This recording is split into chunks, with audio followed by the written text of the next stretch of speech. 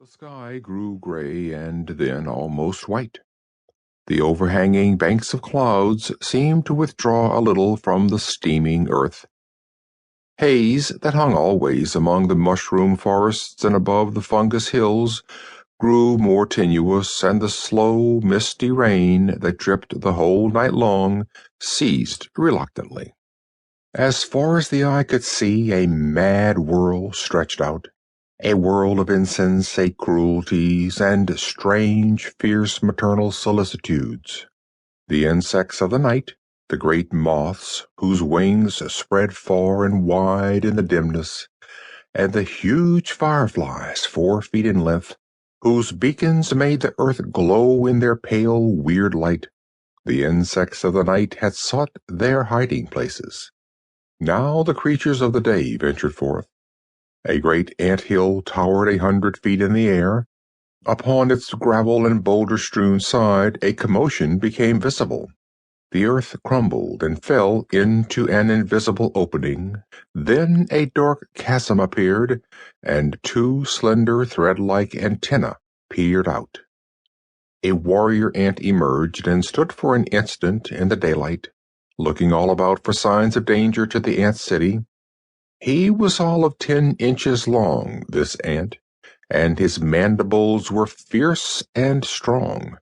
A second and third warrior came from the inside of the ant-hill and ran with tiny clickings about the hillock, waving their antennae restlessly, ever searching for a menace to their city. They returned to the gateway from which they had made their appearance, evidently bearing reassuring messages, because shortly after they had re-entered the gateway of the ant city, a flood of black, ill-smelling workers poured out of the opening and dispersed upon their business. The clicking of their limbs and an occasional whining stridulation made an incessant sound as they scattered over the earth, foraging among the mushrooms and giant cabbages, among the rubbish heaps of the gigantic beehives and wasp colonies, and among the remains of the tragedies of the night for food for their city.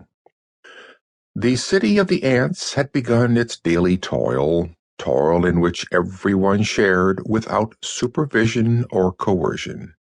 Deep in the recesses of the pyramid galleries were hollowed out and winding passages that led down a fathomless distance into the earth below. Somewhere in the maze of tunnels there was a royal apartment in which the queen ant reposed, waited upon by assiduous courtiers, fed by royal stewards, and combed and rubbed by the hands of her subjects and children.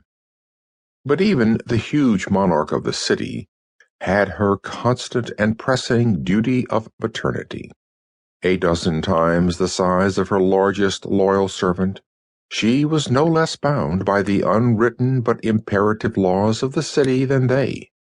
From the time of waking to the time of rest, she was ordained to be the Queen Mother in the strictest and most literal sense of the word. For, at intervals to be measured only in terms of minutes, she brought forth a single egg, perhaps 3 inches in length, which was instantly seized by one of her eager attendants and carried in haste to the municipal nursery. There it was placed in a tiny cell a foot or more in length, until a sack-shaped grub appeared, all soft white body save for a tiny mouth. Then the nurses took it in charge and fed it with curious, tender gestures, until it had waxed large and fat, and slept the sleep of metamorphosis. When it emerged from its rudimentary cocoon, it took the places of its nurses until its soft skin had hardened into the horny armor of the workers and soldiers, and then it joined the throng of workers that poured out of the city at dawn to forage for food, to bring back its finds, and to share with the warriors and the nurses, the drone males and the young queens and all the other members of its community, their duties in the city itself. This was the life of the social insect: absolute devotion to the cause of its city, utter abnegation of self-interest for the sake of its fellows,